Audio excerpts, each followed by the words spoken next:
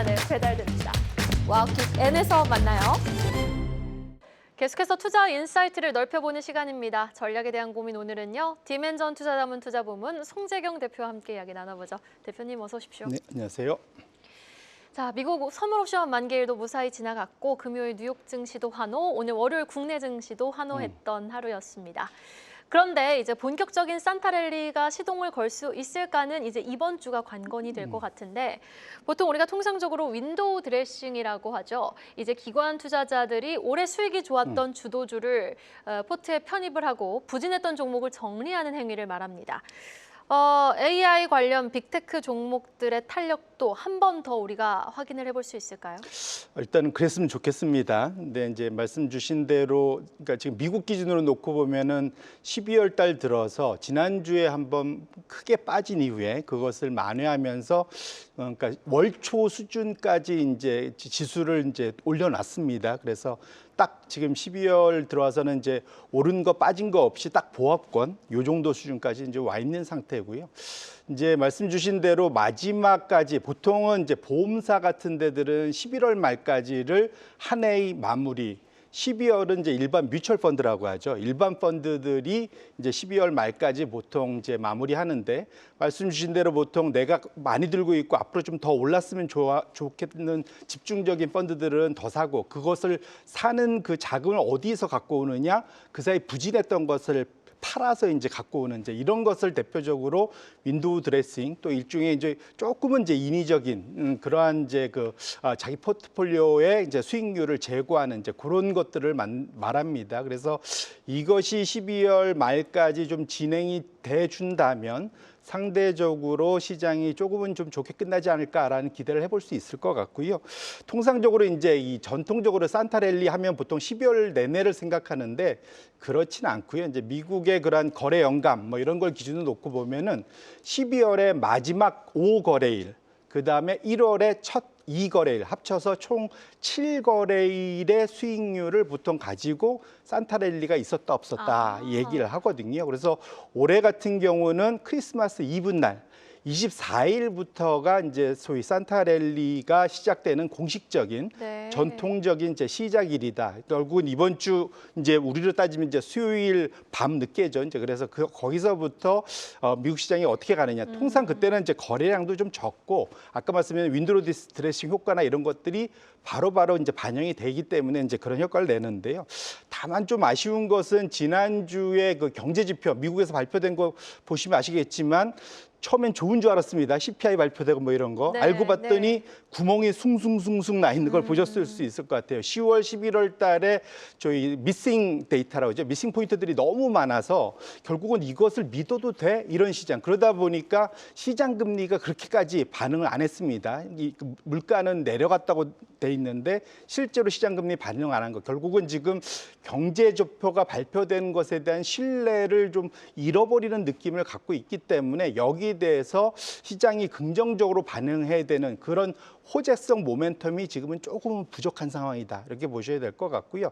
당장 이제 오늘 밤에 이제 미국 연준이 제일 중요하게 여기는 개인 소비 물가 개인 소비 지출 물가가 발표가 됩니다. 이것이 소비 지출이 얼마나 더 늘었는지 관련된 물가가 얼마나 지금 CPI만큼이나 내려왔는지를 같이 한번 체크해 볼 필요가 있을 것 같고요. 당분간은 결국 지금 말씀 주셨던 주도주가 계속 갈 거냐 아니면 우리가 지금 한 달간 봤던 업종의 그러한 그 로테이션 이것이 나타날 거냐. 지금 상황에선 둘이 번갈아가면서 될 가능성이 좀 더 높지 않을까 이렇게 정리할 수 있을 것 같습니다. 네, 알겠습니다. 이제 퐁당퐁당 장세가 좀 지속될 가능성이 있다라고 말씀해 주신 가운데 그렇다면은 오늘 좀 주도주 중심의 상승이 나왔으니 중소형주도 과연 얼마나 더 오를 수 있을지 좀 고민을 해봐야겠습니다. 정부에서는 확실히 코스닥 시장에 대한 활성화 의지가 분명한 것 같아요. 신뢰 혁신 재고 방안을 발표를 했고 가장 주목한 것은 바로 연기금 운용평가 기준에 코스닥을 일정 비율 반영한다. 가능하다라는 방안을 추진한다는 부분이었습니다. 연기금의 매수가 오늘 실질적으로 좀 강하게 들어오긴 했거든요. 계속해서 이러한 모습이 연속성을 가져갈 수 있을지 좀 궁금하고요. 이에 따른 유동성과 밸류에이션 재평가는 어떻게 좀 하시는지 궁금합니다. 1차적으로는 이제 우리 코스닥 투자자들은 코스피에 비해서 올해 상대적 박탈감 꽤 올랐음에도 불구하고 사실은 상대적 박탈감이 분명히 있는데요. 이제 사실 미국 기준으로 놓고 보면 올해는 코스닥조차도 미국을 한참 앞섰습니다. 그러니까 결국 미국의 이제 대형주인 S&P 500 러셀, 그러니까 소형주인 러셀 2000이 대략 15, 16% 정도 올랐고 최근 한 달만 놓고 보면은 확실히 소형주가 조금 더 나은 모습, 연준의 금리 인하에 따른 경기의 그런 개선 기대감. 이게 지금 차트에 있지만 파란색 선이 지금 파란색이 지금 한 달간, 그 다음에 주황색이 지금 연초 대비인데 확실하게 보시면 대형주보다는 지금 최근 한 달간 보면 소형주가 훨씬 좋은 걸 확인하실 수가 있습니다. 우리나라도 대형주, 소형주 지금 6%대의 고른 성장세를 좀 보여주고 있는데요. 지금 통상적으로는 미국의 흐름과 크게 다르지 않게 다른 나라도 그 스타일이 쫓아간다고 보면 규모 측면에서 놓고 보면 이제 소형주가 대형주에 비해서 소위 그 갭매우기라고 보통 표현하죠. 상대적으로 이제 주가가 덜 올라갔던 것들이 일정 부분 맞춰줄 수 있는 기대감을 충분히 가질 만하고요. 이제 두 번째로는 우리가 2017년도 11월, 12월에 봤던 코스닥 활성화 대책, 그와 꼭 판박이로 지금 나오는 속도가 똑같습니다. 통상 이런 것들이 가시화되면서 지금부터 내년도 1월 달에 구체적인 방안이 나오기 전까지 방향성이 이번에 좀 발표가 된 거고 아마 1월 경에는 이제 구체적인 방안들이 확정이 돼서 나올 겁니다. 이런 것들을 반영하면서 주가 상승할 수 있는 기회는 충분히 있다 보셔야 될 것 같고요.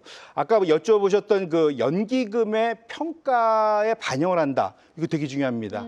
이유는 심플합니다. 이 월급쟁이들은 다 아시겠지만 상사가 나를 어떻게 평가하느냐에 따라서 그 다음에 연봉이나 봉급 인상이 다 결정이 됩니다. 그렇죠. 네. 연기금에 대한 평가도 이거 기재부 중심으로 이걸 평가를 하는데 당연히 거기에 대해서 코스닥을 얼마나 넣어서 효과를 냈느냐 이것을 당분간 본다고 하면은 코스닥 당연히 종목들을 넣을 수밖에 없는 상황이다. 그렇게 놓고 보면 수급이 바로 개선이 될 수 있기 때문에 그렇게 놓고 본다면 상당히 아주 구체적인 직접적인 효과를 볼 수 있다라는 측면에서 놓고 보면 그래서 상당히 지금 현재로서는 정부의 정책 의지도 있고 실질적인 구체적인 안도 나온다는 측면에서는 기대해 볼 수 있고 무엇보다도 우리가 연준과 싸우지 마라 뭐 이런 얘기 있잖아요. 네네. 결국 정부의 정책과 맞서지 않는 것이 최소한 단기간에는 상당히 유효하다 이렇게 말씀드리겠습니다. 네, 정부의 정책에 맞서지 않는 것이 현명한 방법이 되겠다라는 말씀으로 또 연기금 쪽에서의 향후 좀 우호적인 수급 한번 기대해 보도록 하겠습니다. 정부에서는 국민성장펀드 1차 프로젝트 후보군으로 지금 또 7곳을 선정하지 않았습니까? 선정한 곳을 하나하나 보니 뭐 AI, 반도체, 뭐 에너지 인프라가 하나의 축으로 묶여 있었는데 과거에도 사실 이런 전례가 있었어요. 2020년 때였죠. 뉴딜 펀드 같은 정책금융 그런 우호적인 좀 정부 정책이 확실하게 나온 전례가 있었는데 그때 당시와 비교했을 때 이번 방식의 실질적인 산업 경쟁력 바로 이어질 수 있을 거라고 보세요? 아니면 조금 시간이 걸릴 거라고 보세요? 1차적으로는 이것이 정말로 계획한 대로 장기적으로 갈 수만 있다면 규모나 이런 것들이 워낙 과거와 비교할 수 없을 정도로 크기 때문에 150조 규모의 장기 투자, 그것도 상당히 그러니까 매잔이라고 그래서 일반적으로 기업들이 자금을 조달해서 대형 프로젝트를 진행하는 사모 투자 형태로 이번에 진행이 되기 때문에 그렇게 놓고 본다면 상당히 의미 있는 규모가 될 거다. 지금 차트를 보시면 지금 나와 있지만 그러니까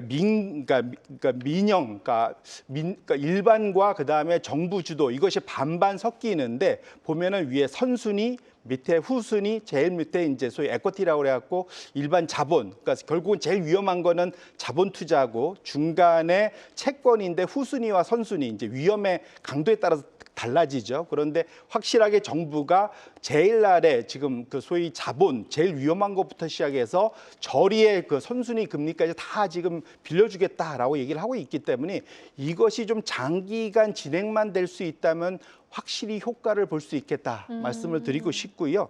다만 이제 아까 말씀드린 대로 그럼 과거에는 이런 것들이 왜 다 실패했냐? 그러다 보니까 지금 기대 반 걱정 반이잖아요. 그 정부의 소위 수명하고 이것이 같이 해왔기 때문에 그렇습니다. 그래서 이번에 효과가 단지 이번 정부 한 4년 반 남은 거를 넘어서서 그 이후까지 진행될 수만 있다면 확실히 산업의 경쟁력을 높이는데 효과를 발휘할 수 있겠다 말씀드립니다.